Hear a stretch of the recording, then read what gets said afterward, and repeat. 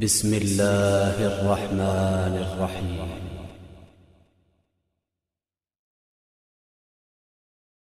কুরআনুল কারীম থেকে আলোচনা বলার এবং শোনার তৌফিক দান করেছেন।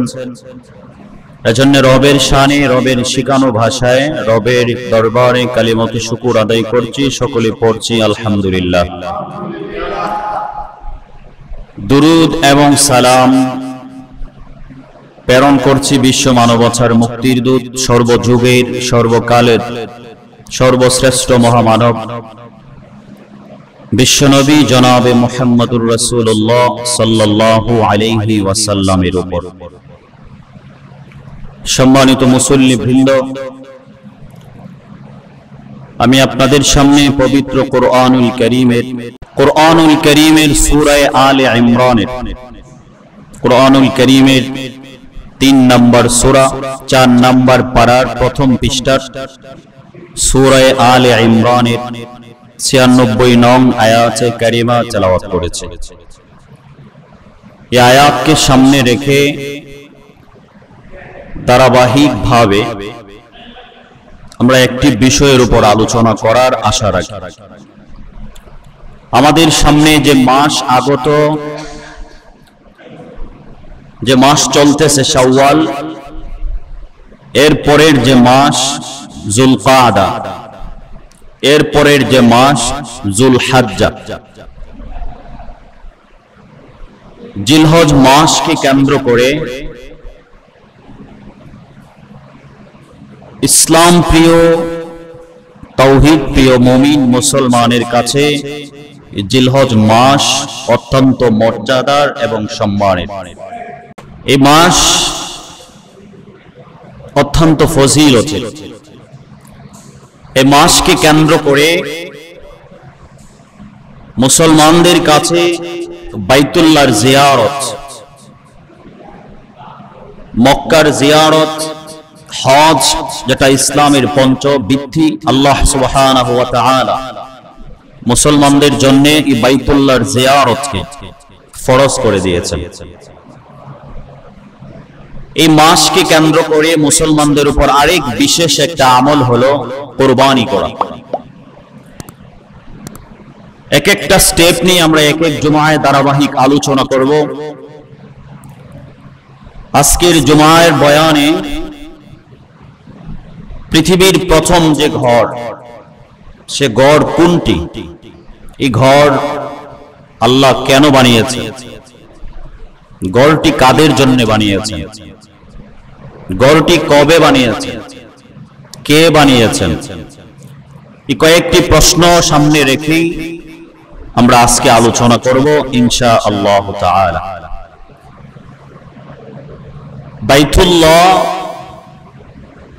পৃথিবীর প্রথম ঘর।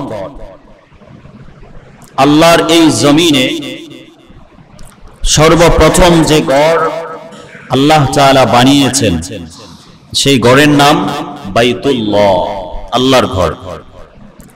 আমাদের কাছে যদিও বাইতুল্লাহর চেয়ে কাবা আমাদের কাছে বেশি পরিচিত। কাবার একটি নামই হচ্ছে বাইতুল্লাহ, বাইতুল্লাহর অপর নামই হচ্ছে কাবা। এই কাবা ঘর আমাদের কাছে কয়েকটি কারণে মর্যাদার। কাবার আলাদা কিছু বৈশিষ্ট্য রয়েছে, আলাদা কিছু সম্মান এবং ফজিলত রয়েছে। ধারাবাহিকভাবে আমরা সেগুলি আলোচনা করব ইনশাআল্লাহ। কাবা ঘর আমাদের কাছে ফজিলতের কারণ হলো আল্লাহর এই জমিনে সর্বপ্রথম যে মসজিদ নির্মিত হয়েছে, সেই মসজিদের নাম কাবা। সর্বপ্রথম যে মসজিদ নির্মিত হয়েছে, সে মসজিদের নাম কাবা। এই ঘরের আরেকটি ফজিলত হলো পৃথিবীতে 3টি ঘর মসজিদ ব্যতীত অন্য কোন মসজিদে ইবাদতের নিয়তে সফর করা, ভ্রমণ করা জায়েজ নেই। 3টি মসজিদ যেটা আলাদা বৈশিষ্ট্যের, এছাড়া পৃথিবীর সমস্ত মসজিদগুলি সমমর্যাদার, সমান মর্যাদার। কিন্তু অন্যান্য মসজিদ থেকে তিনটি মসজিদ আলাদা।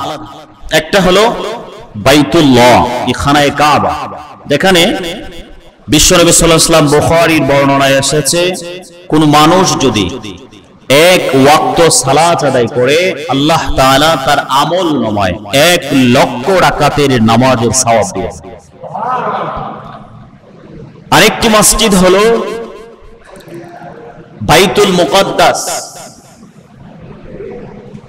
আরেকটা হলো মসজিদে আকসা। এই তিনটি মসজিদ ছাড়া অন্য কোন মসজিদে ইবাদতের নিয়তে ভ্রমণ করা জায়েজ নেই। তো বাইতুল্লাহ, যেখানে 1 রাকাত নামাজে 1,00,000 রাকাতের নামাজের সওয়াব, এটাই বাইতুল্লাহর আলাদা একটা মর্যাদা। তৃতীয় আরেকটা মর্যাদা হলো, এটা হলো মুসলমানদের আরেকটি মর্যাদা হলো কাবার পৃথিবীতে, এটা হলো মানুষের, মুসলমানদের জন্য কিবলা, যেটার দিকে মানুষ মুখ করে চেহারা করে নামাজ আদায় করে। এজন্য দেখবেন আমাদের ঘরে বা বাসাতে আমরা যখন বাথরুম বা টয়লেট নির্মাণ করি, বানাই, টয়লেটটা কিন্তু সাধারণত পূর্ব বা পশ্চিম দিকে কিন্তু এটার মুখ থাকে না, উত্তর বা দক্ষিণ দিকে আমরা করে ওইটাকে বানাই। কারণ হলো কেবলাকে পিঠ করেও প্রস্রাব জরুরত সারা যায় না, কেবলাকে মুখ করেও করা যায় না, এটা হাদিসে নিষেধ করা হয়েছে। বিশ্বনবী সাল্লাল্লাহু আলাইহি ওয়াসাল্লামের হাদিস, যখন তোমরা এরকম প্রয়োজন দেখা দিবে, যখন বাথরুম বা ইস্তেঞ্জার প্রয়োজন হবে, তো ফাস্তাকবিলুল কিবলা, তোমরা কেবলাকে সামনেও করো না এবং কেবলাকে পিছনেও করো, যার কারণে পাঁচ দিকে ফিরে ইস্তেঞ্জা করা নিষেধ। ফিকহের কিতাবে মাসলা এরকম আছে, কেবলার দিকে মুখ করা, কেবলার দিকে পিঠ করা। কেবলার দিকে মুখ করেও ইস্তেঞ্জা করা যায় না, পিঠ করেও যায় না, কারণ এই ঘরটা আল্লাহ তাআলার কাছে অত্যন্ত সম্মানের এবং মর্যাদা, এটা আলাদা একটা বৈশিষ্ট্য। এই ঘরের আরেকটা বৈশিষ্ট্য হলো, এই ঘর জিয়ারতে যারা যায়, আল্লাহর রাসূল সাল্লাল্লাহু আলাইহি ওয়াসাল্লাম বলেন, আল্লাহ তাআলা তার পিছনের জিন্দেগীর সমস্ত গুনাহ মাফ করে দেয়। হাদিসে আছে, ফালা ইয়ারফুস ওয়ালা ইয়াফসুক, যদি কেউ এখানে ফাহিশা কোনো কাজ না করে, অশ্লীল কাজ না করে, আল্লাহর হারাম নিষেধ কোনো কাজ এই বাইতুল্লাহর জিয়ারতে গিয়ে না করে, তো রাজা কা ইয়াউমিন ওয়ালাদাতহু উম্মু, সে যেন ঘর থেকে এরকম ভাবে বাইতুল্লাহ থেকে ফিরে আসে যেন তার মার পেট থেকে সবেমাত্র দুনিয়ায় ভূমিষ্ঠ হয়েছে। এই ঘর এছাড়াও বিভিন্ন কারণে অন্যান্য মসজিদ থেকে এই বাইতুল্লাহ কাবা অত্যন্ত ফজিলতের এবং মর্যাদার। এই ঘরটা আলাদা কিছু বৈশিষ্ট্য রয়েছে। প্রথমত গেল এই ঘরের মর্যাদা, দ্বিতীয় স্টেপে আমরা আলোচনা শুনব এই ঘরের অন্যান্য মসজিদ থেকে আলাদা কিছু বৈশিষ্ট্য রয়েছে। আলাদা বৈশিষ্ট্যের ভিতরে প্রথমত হলো, আল্লাহ সুবহানাহু ওয়া তাআলা পৃথিবীতে সর্বপ্রথম যে ঘর নির্মাণ করেছেন, সেই ঘরের নাম কাবা তথা বাইতুল্লাহ। আর এটা কোথায় আছে? কুরআনুল কারীমের 3 নম্বর সূরা, সূরা আলে ইমরানের 4 নম্বর পারা, প্রথম পৃষ্ঠা। সূরা আলে ইমরানের 96 নং আয়াতে আল্লাহ সুবহানাহু ওয়া তাআলা এই ঘরের কথাকে আলোচনা করেছেন। আল্লাহ রাব্বুল আলামিন বলেন, এই পৃথিবীতে আল্লাহর জমিনে সর্বপ্রথম যেই ঘর নির্মিত হয়েছে, যেই ঘর প্রতিষ্ঠিত হয়েছে, সেই ঘরের নাম হলো বাইতুল্লাহ।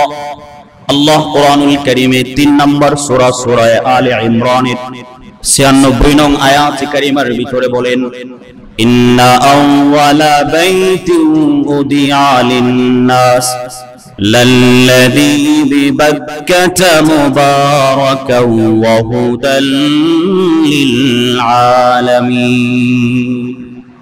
এটা হলো প্রথম ঘর, যেটাকে মানুষের হেদায়েতের জন্য কেন্দ্রবিন্দু করে আল্লাহ তাআলা বানিয়ে দিয়েছেন।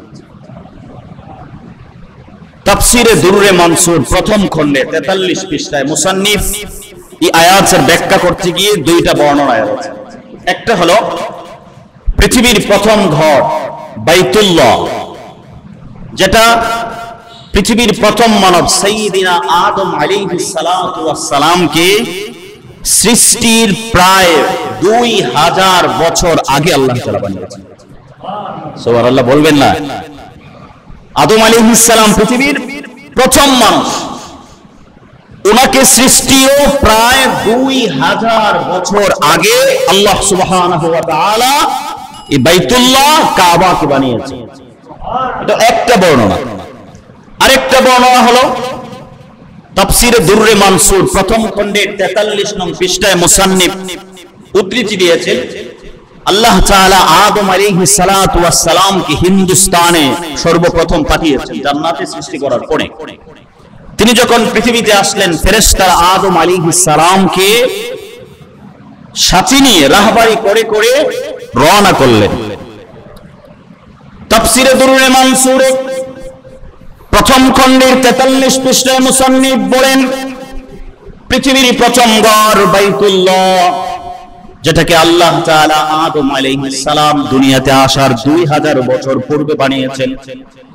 আরেকটা বর্ণনা, আদম আলাইহিস সালাম পৃথিবীতে আগমন করলেন, ফেরেশতারা আদমকে সাথে নিয়ে জমিনে যখন আগমন করলেন, জমিনে প্রত্যাবর্তন করলেন, ফেরেশতারা আদমকে সাথে নিয়ে রওনা করলেন।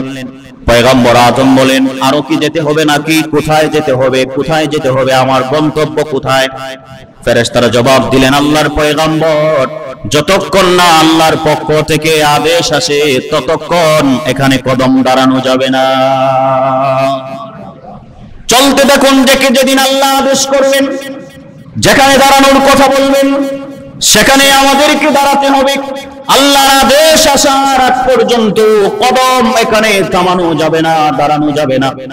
যেতে যেতে মক্কাতুল মুকাররমা, খানায়ে কাবা, বাইতুল্লাহর চত্বরে গিয়ে আদম যখন গেলেন, ফেরেশতারা বাইতুল্লাহর চত্বরে আদমকে থামিয়ে দিয়ে বললেন, সেটা হলো আল্লাহর ঘর বাইতুল্লাহ, আসুন আগে প্রথমে খানায়ে কাবা বাইতুল্লাহর তাওয়াফ করে ফেলি। হযরত আদম দুনিয়াতে আসার সাথে সাথে পৃথিবীর প্রথম ঘর খানায়ে কাবা বাইতুল্লাহর তাওয়াফ করলেন। একবার নয়, দুইবার নয়, 40 বার একাধারে তাওয়াফ করলেন। সুবহানাল্লাহ। 40 বার তাওয়াফ করার পরে একটি বার নয়, দুটি বার নয়, 40 বার তাওয়াফ করলেন। 40 বার 7 চক্করে এক তাওয়াফ হয়। প্রথম থেকে শেষ পর্যন্ত একবার, দুবার, তিনবার, 4 বার, 5 বার, 6 বার, এরকম করে 7 বার, 7টা চক্করে একটা তাওয়াফ হয়। এরকম ভাবে পয়গম্বর আদম 7টি করে করে 40 বার আল্লাহর ঘরের তাওয়াফ করেছিলেন। জোরে বলুন সুবহানাল্লাহ। ফেরেশতারা বললেন, আদম, এই পৃথিবীতে আপনি প্রথম মানুষ। আল্লাহ সুবহানাহু ওয়া তাআলা আপনাকে নবী করে পৃথিবীতে পাঠালেন। শুধুমাত্র আপনি নয়, প্রথম আল্লাহর ঘরের তাওয়াফকারী। আপনি দুনিয়া আসার প্রায় 2000 বছর আগ থেকে আল্লাহ পাক ফেরেশতাদেরকে এই ঘরের তাওয়াফ করার জন্য অনুমতি দিয়ে দিয়েছেন। আদমের তাওয়াফের সৃষ্টির পূর্বেও ফেরেশতারা এই ঘরের তাওয়াফ 2000 বছর যাবত করে আসছে। এটা হলো কাবার প্রথম বৈশিষ্ট্য, যেটা পৃথিবীর প্রথম ঘর। আর এটা জানলাম কোত্থেকে? সূরা আলে ইমরানের 96 নং আয়াত থেকে, ইন্না আউওয়ালা বাইত উদিয়া লিন-নাস, এটাকে মানুষের জন্য সর্বপ্রথম ঘর নির্মিত হয়েছে। লাল্লাযী বিবাক্কাতা মুবারাক, যেটাকে বরকতের জায়গা বানিয়ে দিয়েছেন। ওয়া হুদাল লিল আলামিন, আর तमाम পৃথিবীর মানুষের জন্য হেদায়েতের প্রধান কেন্দ্র বানিয়ে দিয়েছেন। সুবহানাল্লাহ। অর্থাৎ গড়ে যাবেন, হেদায়েত নিয়ে চলে আসবে। এজন্য দেখবেন অনেক মানুষ সারা জীবন অনেক পাপ করে, অনেক গুনাহ করে, কিন্তু বাইতুল্লাহর জিয়ারত করে যখন আসে, লোকটা পাক্কা মুমিন হয়ে যায়। এরকম আছে না?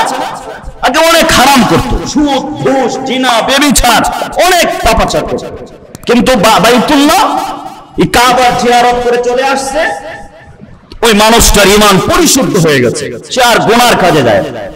আবার অনেক আছে যাদের স্বভাব খাসলত কিন্তু পরিবর্তন হয় না। ওটা মক্কার গেইটে গেলে কি হবে, মক্কার চত্বরে ঘুরে আসার পরেও হারাম ছাড়ে না, এরকম আছে না নাই? ওদের একটা টার্গেট যে বাইতুল্লাহ গেলে তো পুরা জীবনের গুনাহ মাফ হয়ে যায়, হেদায়েত নিয়ে আসে। তাহলে প্রতি বছর হজ করে, অনেক দেখবেন প্রফেশনালি হাজি, ওরা প্রতি বছর হজ করে, হজের মৌসুম আসলেই চলে যায়। তো দেখা গেল হজ করে আসে, আসার পরে আবার গুনাহ করে। তো কেউ যদি বলে যে ভাই আপনারা বাইতুল্লাহর জিয়ারত করে আসলেন, আল্লাহর ঘর কাবার গিলাফে ধরে আসলেন, নবীর বাড়ি জিয়ারত করে আসলেন, আল্লাহর ঘর আপনি চক্কর দিয়ে আসলেন, এখন আপনি হারাম করেন কেন? কয় আগামী বছর আবার যাব, এক বছরের পাপ আবার মোচন করে চলে আসবে। অর্থাৎ প্রতি বছর যাব আর পাপ মোচন করে করে চলে আসে। এটা তো একটা সুবর্ণ সুযোগ না, এরকম করা যাবে? প্রতিজ্ঞা করতে হবে যে আমি সারা জীবন যা করেছি মালিকেরই এই কুদরতি পায়ে পড়ে বাইতুল্লাহর জিয়ারতে গিয়ে আল্লাহ তাআলার ঘরে সফররত অবস্থায় দোয়া করলে আল্লাহ কবুল করে। ওখানে প্রতিশ্রুতি আর কমিটমেন্ট এরকম হওয়া চাই যে সারা জীবন যা করলাম আল্লাহ তোমার বাড়িতে চলে এসেছি, আমার এই হজকে তুমি কবুল করো, আর বাকি জিন্দেগিতে হায়াত যতদিন থাকবে আল্লাহ আমাকে গুনাহ মুক্ত জীবন দান করে। তো আমাদের প্রথম স্টেপ বললাম যে এই ঘরের আলাদা একটা বৈশিষ্ট্য হলো পৃথিবীতে সর্বপ্রথম যে ঘর নির্মিত হলো সেটা হলো বাইতুল্লাহ। এটা জানলাম কোত্থেকে? কুরআনুল কারীমের সূরা আলে ইমরানের 96 আয়াত থেকে, যেটা হলো পৃথিবীর প্রথম ঘর। এখানে যাবেন হেদায়েত দিয়ে চলে আসবেন। এই ঘরকে কেন্দ্র করে আজকে বিশেষ করে 2015 সালে আপনারা জানেন বাইতুল্লাহতে বিল্ডিং ধসে পড়েছে, হেলিকপ্টার প্লেন দুর্ঘটনা হয়েছে, সাফা মারওয়াতে অনেক ভাই শাহাদাত হয়েছে, জামারাতে অনেক শাহাদাত বরণ করেছে, অনেক ভাই অনেক আহত হয়েছে। সোশ্যাল মিডিয়াতে অনেক ইসলাম বিদ্বেষী যারা ইসলামকে সহ্য করতে পারে না, বিভিন্ন ভাবে ওরা নিজের ফেসবুকে সামাজিক সোশ্যাল মিডিয়াতে ওরা ওই কাবা ঘরের এই যে দুর্ঘটনার ওইটাকে ছবি ওরা নিজস্ব ফেসবুক ওয়ালে আপলোড করেছে এবং অনেক ঠাট্টা মশকারি এই বাইতুল্লাহকে হেয় প্রতিপন্ন করে অনেক বাজে কমেন্টস করেছে। এখানে অনেকেই যেটা দেখলাম তো লিখেছে যে বাইতুল্লাহ গজব শুরু হয়েছে, নাউজুবিল্লাহ বলে বাইতুল্লাহ গজব শুরু হয়েছে। অনেকে আবার ওই তার স্ট্যাটাসের নিচে কমেন্টস বক্সে গিয়ে লিখেছে গজব যদি না হয় তাহলে এত মানুষ মারা যায়।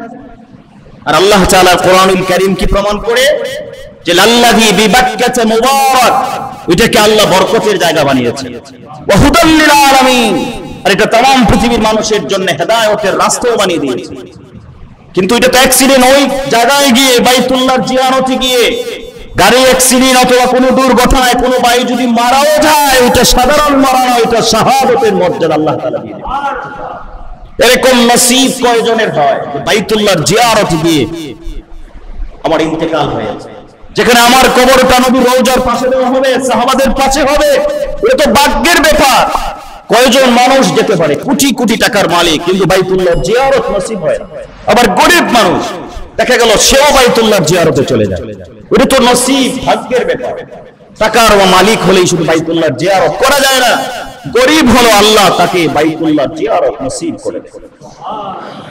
সম্মানিত মুসল্লিবৃন্দ, আরেকটা হলো এই কাবার আরেকটা অনন্য বৈশিষ্ট্য হলো এই ঘরটা হলো মুসলমানদের জন্য প্রধান এবং প্রথম বৃহৎ একটা বিশদ সম্মেলন কেন্দ্র।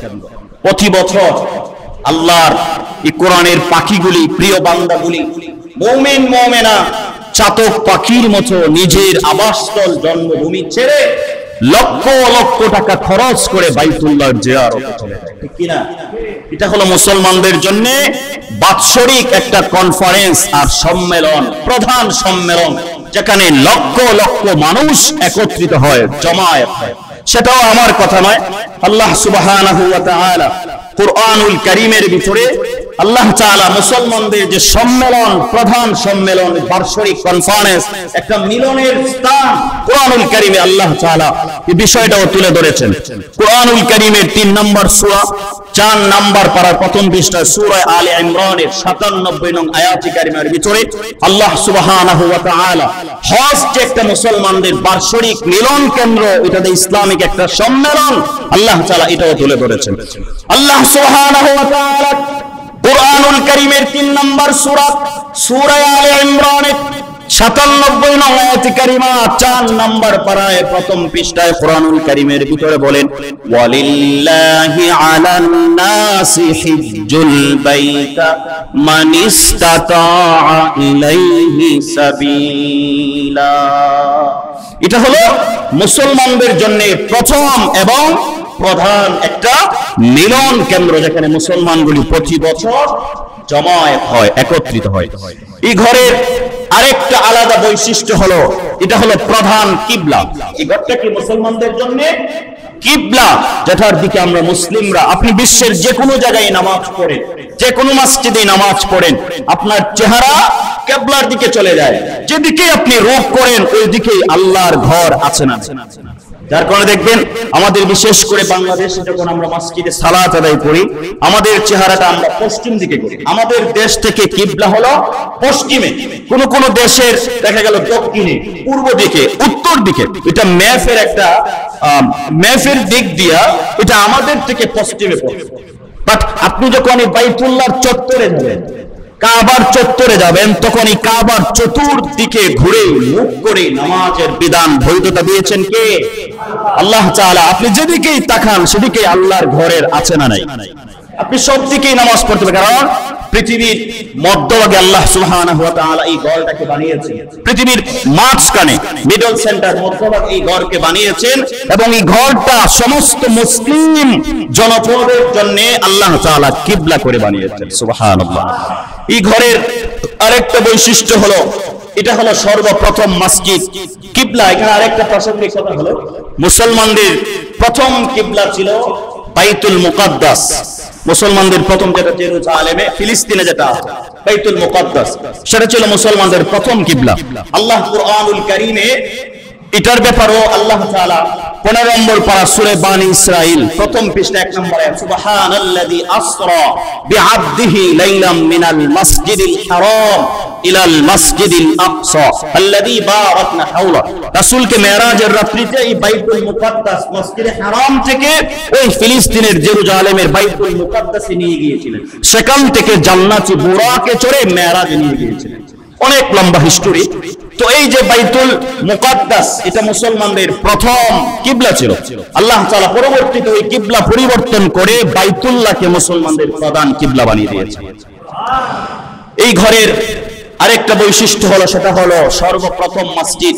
আল্লাহ সুবহানাহু ওয়া তাআলা পৃথিবীতে সর্বপ্রথম যে মসজিদ নির্মাণ করেছেন, ওই মসজিদের নাম হলো কাবা তথা বাইতুল্লাহ।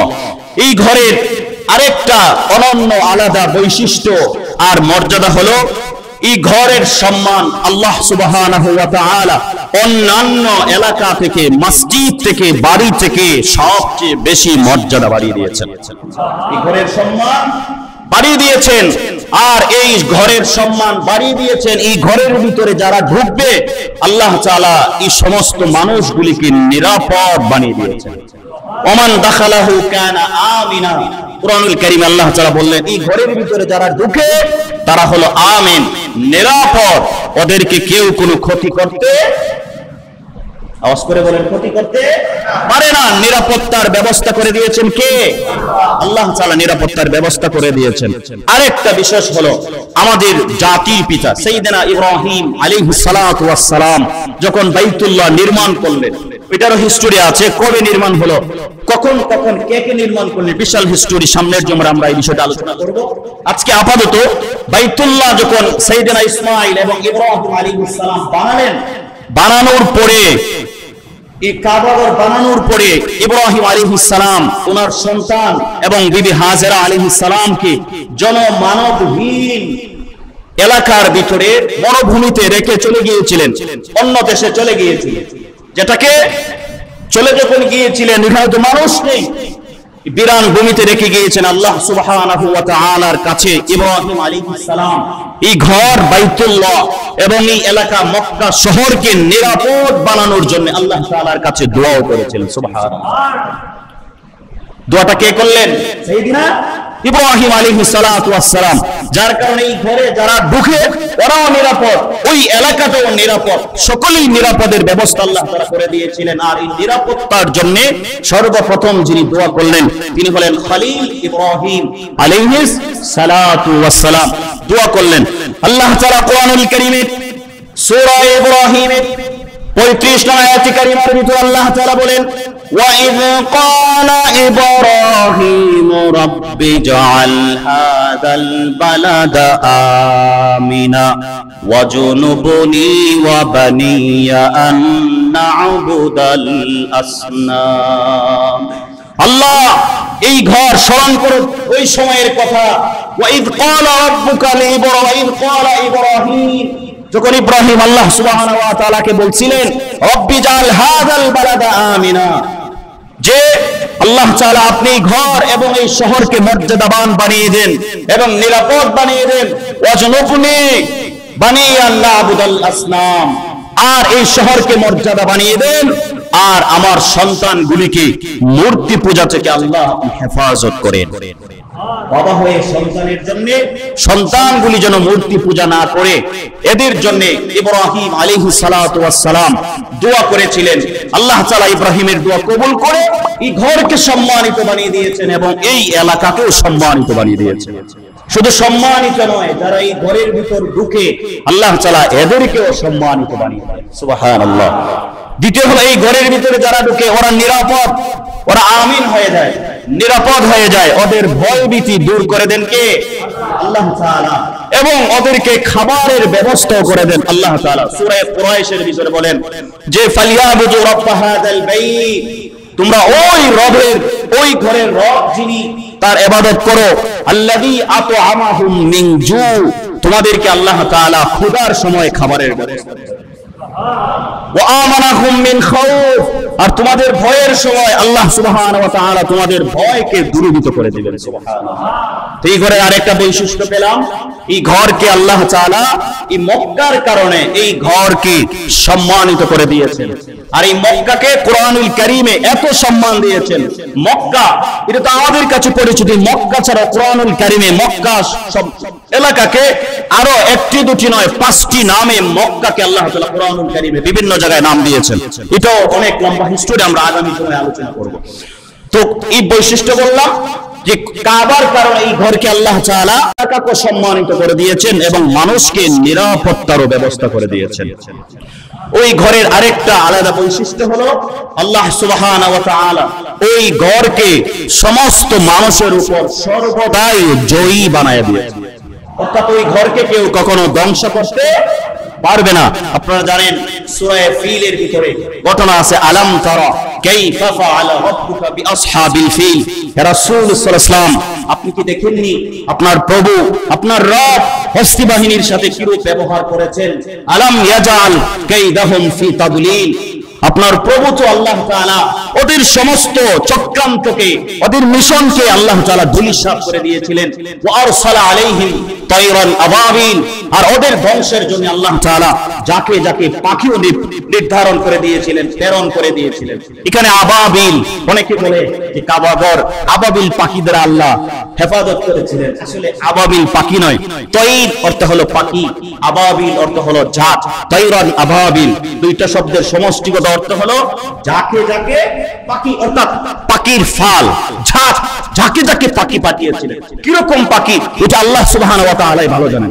তবে ওই আবাবিল শব্দ থাকার কারণে অনেকেই বলে আবাবিল পাখি দিয়ে কাবাগরকে আল্লাহ বাঁচিয়েছিলেন। মূলত বিষয়টা এরকম নয়। আবাবিল, তায়রান আবাবিল, যাকে যাকে পাখি। অনেক লম্বা হিস্টোরি। আব্রাহা বাদশাহ, ইয়ামেনের বাদশাহ আব্রাহা তার নাম ছিল, অনেক পাওয়ারফুল বাদশা ছিল। সে দেখলো ইয়ামেন শহর থেকে প্রতি বছর বাইতুল্লাহর জিয়ারতে অনেক মানুষ সেখানে গিয়ে জড়ো হয়, জমায়েত হয়। এক দিক দিয়ে মানুষ হেদায়েত নিয়ে চলে আসে, আরেক দিক দিয়ে মক্কার মানুষ এই সুযোগে কোটি কোটি টাকার ব্যবসাও করার সুযোগ হয়, কারণ মানুষ যেখানে বেশি জমায়েত হয় বেচা কেনা কম হয় না বেশি হয়? বেশি হয় না? বেশি হয়। অনেক মানুষ সেখানে ব্যবসার সুযোগ হয়। ইয়ামেনের বাদশা আব্রাহা দেখলো ওই ঘরের এগেনিস্ট পরিবর্তে আমি যদি আরেকটা গির্জা বানাতে পারি তাহলে মানুষগুলি আমার এলাকা ছেড়ে ইয়ামেন ছেড়ে বাইতুল্লাহ মক্কায় যাবেও না, ওই ঘরের ইবাদতও করবে না, এবং ওরা আমাদের থেকে বড় লোক স্বাবলম্বী হবে না, আমরা ব্যবসা ভালো হবে, প্রতি বছর আমাদের এখানে মানুষ আসবে। এই টার্গেট নিয়ে সেই ইয়ামেনের ভিতরে সুন্দর করে হীরামণি মুক্তা ইয়াকুত খচিত বিশাল বাউন্ডারি ফটক দিয়ে একটা গির্জা বানালো। গির্জা বানানোর পরে চতুর্দিকে এলান করে দিল আগামী বছর থেকে বাইতুল্লাহর জিয়ারতে কেউ মক্কায় যেতে পারবে না। এই ঘরকেই, এই ঘরের জন্যই, এই ঘরের তাওয়াফের জন্যই এখানে আসতে হবে, ইবাদতের জন্য এই ঘরেই চলে আসতে হবে। এলান অনুযায়ী এই ঘর যখন এলানটা এক পর্যায়ে মক্কার কুরাইশ মানুষের কানে যখন গেল, তখন এই কাবা ঘরের মুতাওয়াল্লি সভাপতি ছিলেন নবীজির দাদা আব্দুল মুত্তালিব, উনার কানেও মানুষগুলি পেরেশান। আব্রাহা বাদশা আমার আল্লাহ তাআলার প্রথম ঘর বাইতুল্লাহর বিপরীতে আরেকটা ঘর বানালো। অনেক যুবক, কুরাইশের কিছু যুবক, ওদের ভিতরে বিশাল প্রকট আকারে রাগ আসলো। ওরা রাগান্বিত হয়ে ওই ইয়ামেন শহরে গিয়ে যে গির্জা বানিয়েছিল ওই গির্জার ভিতরে ওরা মল ত্যাগ, পায়খানা বাথরুম করে পরিবেশটা নোংরা ময়লা করে ওরা চলে আসছে। সকালবেলা যখন ওরা গেছে গির্জার তাওয়াফ করব, গিয়ে দেখে ওই গির্জার ভিতরে কে যেন বাথরুম করে মল ত্যাগ করে পরিষ্কার বিষয়টাকে অপরিচ্ছন্ন নাপাক বানিয়ে দিয়ে চলে আসছে। আপনার ঘরে কেউ যদি এরকম আপনার টাইলস ওয়ালা ঘরের ভিতরে পাশের ঘরের কেউ অথবা অজ্ঞাত কেউ যদি এরকম তার মল ত্যাগ করে চলে যায়, ঘরের পরিবেশটাকে আর ভালো দেখাবে? ভালো দেখাবে? আপনার মেজাজ গরম হবে না? কিরে বাইতুল্লাহর বিপরীতে এত সুন্দর করে ঘর বানালাম, আর এরা কে এটা করলো? যে নিশ্চয়ই ওই কুরাইশের মানুষ ছাড়া, মক্কার লোক ছাড়া তো এটা করা যাবে না, কারণ ওদের বিপরীতে তো আমরা এটা করলাম। তো আব্রাহা বাদশা কি করলো? যে ওদের এই বাইতুল্লাহ রাখা যাবে না, যেহেতু আমাদের ঘরের ভিতরে ওরা এরকম আক্রমণ করে নাপাক বানিয়ে দিল, মল ত্যাগ করলো, তাহলে এই ঘরকে আর ওরা আস্ত রাখা যাবে না, ওই ঘরকে ধ্বংস করে দিতে হবে। বিশাল হাতির এক বাহিনী সাথে নিয়ে, তার সৈন্য বাহিনীর সাথে নিয়ে পরের দিন সকালবেলা বাইতুল্লাহ অভিমুখে আব্রাহা বাদশা রওনা করলো খানায়ে কাবা, বাইতুল্লাহকে ধ্বংস করলো। আসার পথে অনেক লম্বা হিস্টোরি, অনেক মানুষের সাথে বাদ বিতণ্ড হলো, ঝগড়া হলো। এক পর্যায়ে আব্দুল মুত্তালিব সহ কুরাইশের অনেক মানুষের অনেক উটগুলি আব্রাহা বাদশার সৈন্যরা জিম্মি করে, দখল করে, ডাকাতি করে নিয়ে গেছে। আব্দুল মুত্তালিব তখন তৎকালীন সময়ের বাইতুল্লাহর মুতাওয়াল্লি ছিলেন। ওনার কাছে যখন বিচার গেল যে আপনি তো মসজিদের মুতাওয়াল্লি, কিছু একটা করেন, আব্রাহা তো আমাদের কাছাকাছি চলে আসছে, বাইতুল্লাহ ধ্বংস করে দেবে। আব্দুল মুত্তালিব পেরেশান, টেনশন, তিনি চলে গেলেন আব্রাহার কাছে, গিয়ে বললেন, আব্রাহা আমার উট তোমার সৈন্যবাহিনীরা ডাকাতি করে নিয়ে আসলো, আমার উটগুলি রিটার্ন তুমি দিয়ে দাও। আব্রাহা মনে মনে ভাবলো, আশ্চর্য, আমি ওদের ঘর ভাঙার জন্য আসলাম, আর আব্দুল মুত্তালিব আসলো তার উটের জন্য। সে তো আমার কাছে হয়তো নত হয়ে মাথা নত করে বলবে যে যা হওয়ার হয়েছে ওইটা ক্ষমা করে দাও, আর ঘরের আশ্রয়ের জন্য, নিরাপত্তার জন্য আমার কাছে সাহায্য চাইবে, কিন্তু সে সাহায্য না আছে, সে তার নিজের প্রয়োজন আমার কাছে পেশ করলো, আমার উট আমাকে দিয়ে দাও। আব্রাহা বলল, আব্দুল মুত্তালিব তুমি তো এটা না করে তোমার উট আমার কাছে কেন চাইরা? আব্দুল মুত্তালিব বললেন, দেখো আব্রাহা, উটের মালিক হলাম আমি, আর এই ঘরের মালিক হলেন, আওয়াজ করে বলেন, ঘরের মালিক কে? আল্লাহ সুবহানাহু ওয়া তাআলা বাইতুল্লাহর মালিক। তিনি পৃথিবীর প্রথম ঘর বানিয়েছেন বাইতুল্লাহ। আব্দুল মুত্তালিব আব্রাহার বাদশার কাছে নিজের উটের জন্য চাইলেন, আমার উটগুলি ফেরত দাও। আব্রাহা বাদশা আব্দুল মুত্তালিবের উটগুলি ফেরত দিলেন। আব্দুল মুত্তালিব ওই হুজরা থেকে বের হয়ে উটগুলি নিয়ে নিজের কুরাইশ মক্কা ঘর অভিমুখে রওনা করলেন। মাঝপথে আস্তে আস্তে প্রতিমধ্যে রাস্তায় দুই হাত আসমানের দিকে উঠালেন। আল্লাহ তাআলা, এই ঘরের মালিক তো আমি নই, আমি সামান্য একজন ঘরের খাদেম, মুতাওয়াল্লি, রক্ষণাবেক্ষণ করি, পরিবেশটা ভালো রাখার চেষ্টা করি, ঘরের মালিক কিন্তু আমি না। আল্লাহ তাআলা ঘরের মালিক আপনি, উটের মালিক আমি ছিলাম। আমি আমার উটগুলি বুঝে পাইলাম, উটগুলি নিয়ে আমি আমার এলাকায় চলে যাই। আল্লাহ, আমি তো আমার উটের ব্যবস্থা করলাম, তুমি তো তোমার ঘরের মালিক, তুমি তোমার ঘরের ব্যবস্থা করো। আব্দুল মুত্তালিব আসমানের দিকে হাত উঠালেন, দেরি করলেন না। হাত উঠাতে দেরি হয় নাই, আল্লাহ সুবহানাহু ওয়া তাআলা পিছনে আব্দুল মুত্তালিব তাকায় দেখেন, ওয়া আরসালা আলাইহিম তায়রান আবাবিল, যাকে যাকে পাখি আল্লাহ তাআলা পাঠিয়ে দিলেন, এক একটা পাখির পায়ের ভিতরে একটা বোম, দুইটা পায়ের ভিতরে এক দুইটা বোমা, মুখের টুটের চমচুতে আর একটা বোম। তাফসীরের কিতাবে ঘটনা এরকম পাওয়া যায়, বস্তি বাহিনী হাতির উপর সওয়ারত ছিল, ওই বাহিনী হাতির উপরে ছিল, হাতির উপরে রাকাল, রাকালের মাথার উপরে পাখি যখন বম্পিং শুরু করলো, ওই হস্তি বাহিনীর মাথার উপর গিয়ে ওই বোমা নিক্ষেপিত হলো, পাথরগুলি, কঙ্করগুলি, পোড়ামাটির কঙ্কর মাথার উপরে যেই মাত্র নিক্ষেপিত হলো, মাথা ভেদ করে হাতির পিঠে লেগে যায় এবং হস্তি বাহিনীর দারোয়ান চালক যারা ছিল ওদের মাথা দিয়ে ঢুকে পিছনের রাস্তা দিয়ে বের হয়ে হাতির পিঠে লেগে যায়, হাতির পিঠ ভেদ করে জমিনে যায়, সঙ্গে সঙ্গে মাটির সাথে আল্লাহ তাআলা সমস্ত বাহিনীকে ধূলিসাৎ করে দেয়। তো এই ঘরের আরেকটা বৈশিষ্ট্য হলো আল্লাহ তাআলা এই ঘরকে সব সময় কি করেন? বিজয়ী করেন, কেউ ধ্বংস করতে পারে না। সংক্ষিপ্ত আলোচনা, এই ঘর তবে সর্বপ্রথম পৃথিবীর ঘর, এই ঘরের কয়েকটা মর্যাদা আমরা শুনলাম, এই ঘরের আলাদা কয়েকটা বৈশিষ্ট্য শুনলাম। কুরআনুল কারীমে এই কাবাকে আল্লাহ তাআলা একটি দুটি নামে নয়, আমার গবেষণায় দেখেছি প্রায় 8 থেকে 9টি নামে আল্লাহ তাআলা নামকরণ করেছেন। কাবার কয়টি নাম? একটা নাম তো শুধু কাবা জানি আমরা, কাবা। এছাড়াও কুরআনুল কারীমে প্রায় 8টি নাম আল্লাহ তাআলা কাবা দিয়েছেন। আল্লাহ সুবহানাহু ওয়া তাআলা আমাদেরকে তৌফিক দান করেন, আমিন।